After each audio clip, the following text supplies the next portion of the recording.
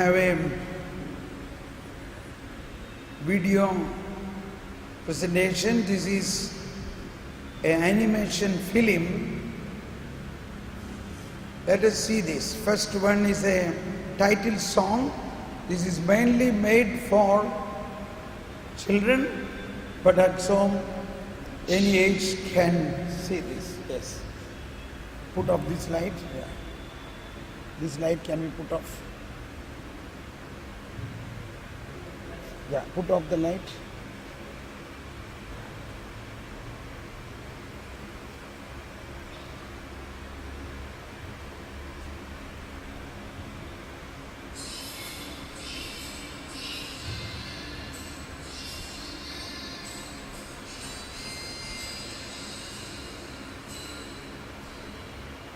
Can you put off all the lights?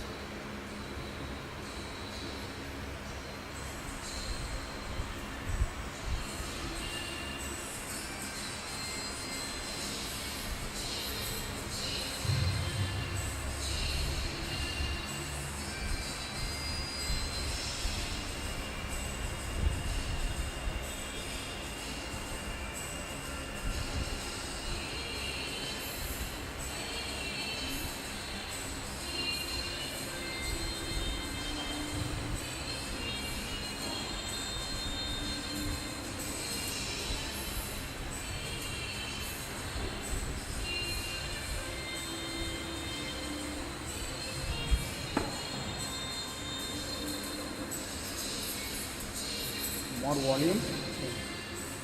Increase the volume.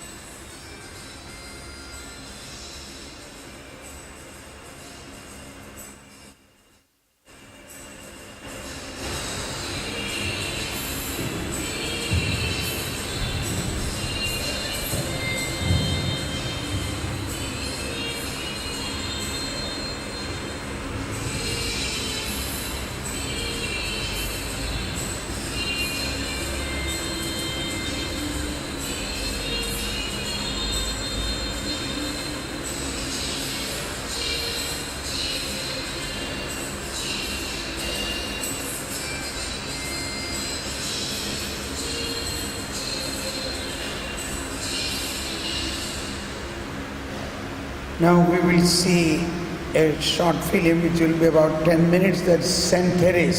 Saint Therese. Saint Therese. Saint Therese, when she was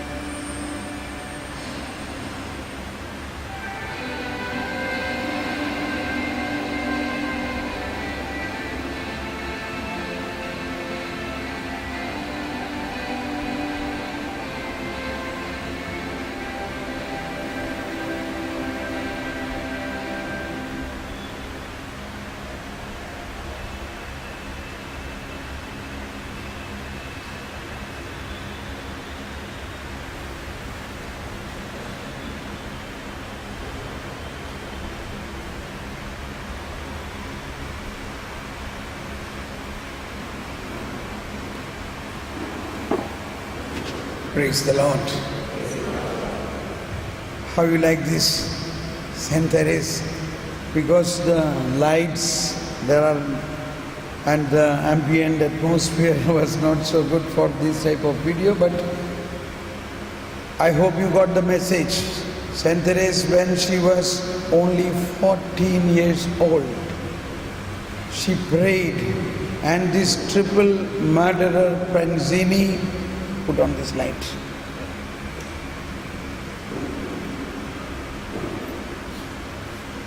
This was her discernment about her call, so that she chose to become a contemplative sister, and through that the whole world received blessing.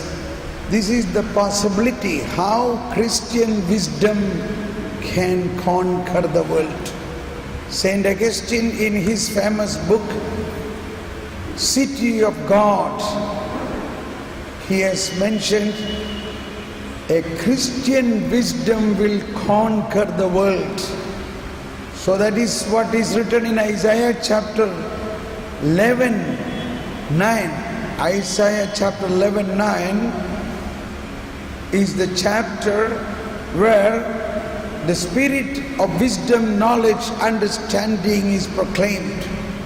Based on this prophecy, we believe in the gifts of the Holy Spirit, wisdom, knowledge, understanding.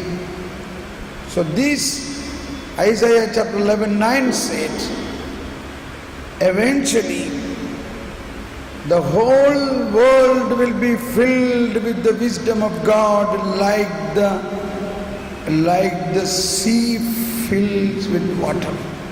Say everybody, the whole world will be filled with the wisdom of God, the knowledge of God, like the sea filled with water. Do you believe this? How many of you believe this? Keep your hands up. That Isaiah prophecy 7:14 fulfilled. What was 7:14? A virgin will conceive and bear a son, and he will be called Emmanuel. 7:14 fulfilled. The Emmanuel has come. So also 11:9 will be fulfilled. That is the way the Emmanuel will rule the kingdom, rule the whole world. How he will rule? He will give his own wisdom to all. He is like a super computer, and that computer will be connected to all of us, and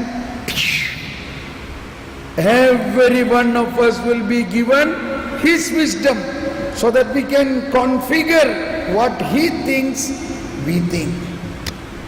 Praise the Lord.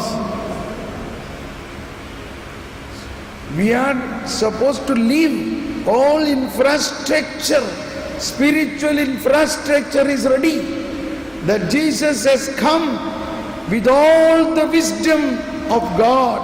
That's why St. Paul says he is the wisdom of God. So that we can be configured and connected with God's wisdom. The whole humanity, one by one, will be filled with this wisdom. So everybody will live and understand and move with the wisdom of God. That is what the new heaven and earth. That is how the whole world will have a radical change.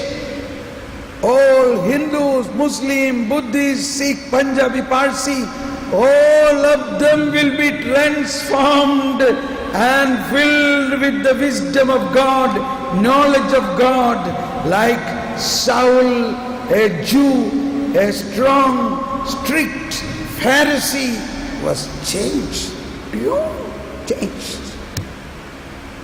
Later on he says, all other wisdom and knowledge comparing to wisdom of my Lord Jesus Christ, comparing to the knowledge about my Lord Jesus Christ, I consider all other knowledge is, what is it?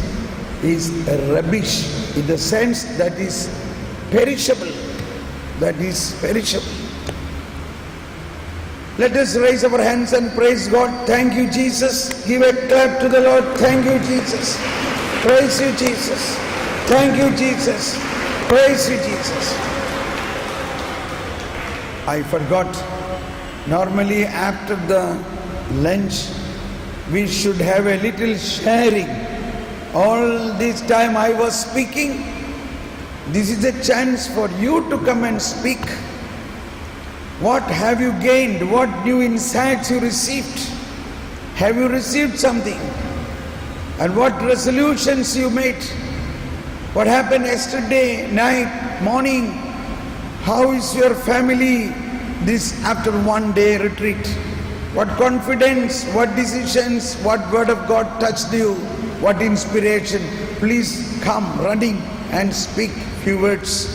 Some of you, please come.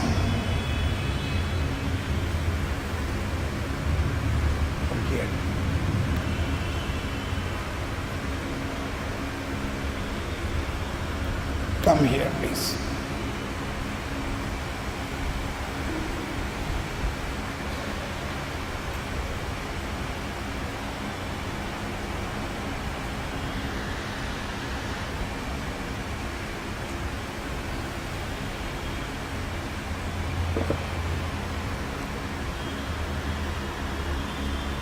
Yesterday, when I heard you speak about the law and about the covenant that Jesus has made with us, it was only for the first time that I realized that under the law, if we live under the law, there is no forgiveness. There is only sin and punishment. But with Jesus, we can sin 100 times and come back to Him and be forgiven. That is the tremendous difference that Jesus did for us and won for us on the cross. And that is, yesterday was the first time that I realized it, and only later at night it was coming to me more strongly. And now today, brother has spoken more and more about the law and what Jesus is calling us to. Righteousness and love. So this is something that we have to keep remembering, that we cannot insist on our way. You know, what is right may not be, for us, may not be what is God calling us to. We have to keep asking for the wisdom to see what God wants in our lives. Thank you.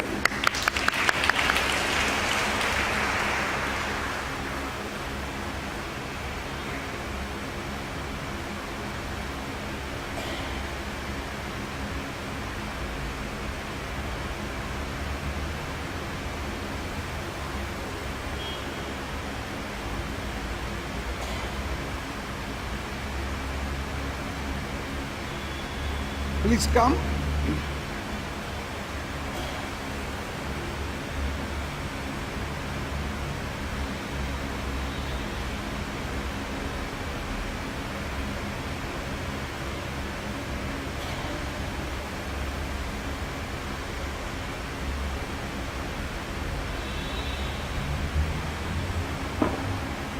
What happened? Nobody gained anything? Nobody understood anything? I was simply speaking like this and nobody understood? Oh my God.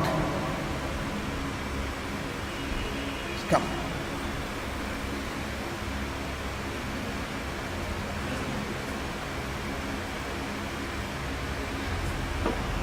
There was a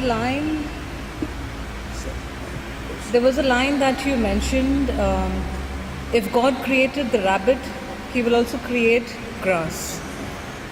This really refers to me and my husband because we have been planning for a child, and ever since, we got married last year, and I always wanted to have a child like just after we got married, and he would always say that, we need to plan because we need to have finances and, everything in place.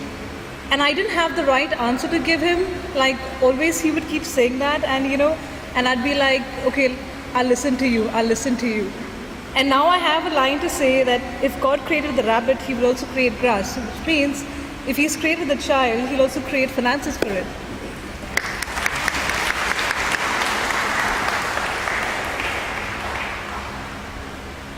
Somebody else, please come. I feel very drowsy all the time, and most of the time I'm sleeping. So when brother said that we have to get up early in the morning and we have to be filled with the wisdom of God, I decided that I'll get up at 4 in the morning and I'll be filled with the wisdom of God. And also when brother said that our children, when we read the word of God, we sit in the presence of God, that will flow to our children. So I accept that promise for myself.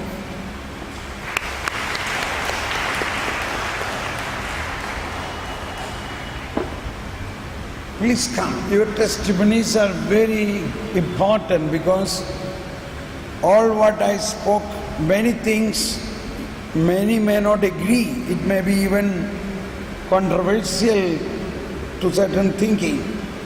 But those who understood this, when you speak, this is what I understood, then they will feel, that is how we experience something greater.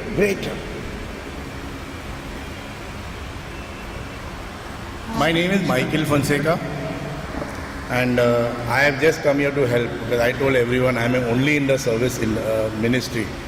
But while brother was talking about praying for wisdom and love, I am from a corporate background. I've been trained for setting goals, 5-year goals, 10-year goals, 20-year goals, personal goals, business goals, all sorts of things we do in our head.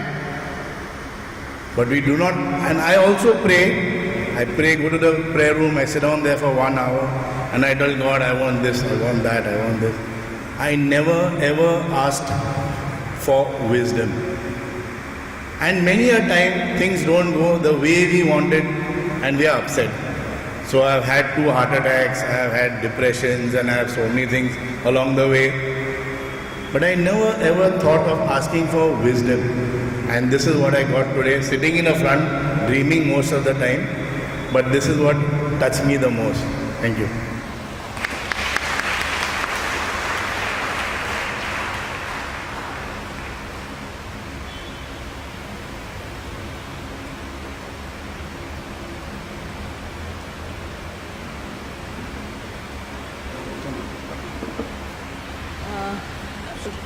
Waiting and walking with the Lord means I felt hope, and also I felt it is the resting and testing, and we get healing if we wait on the Lord.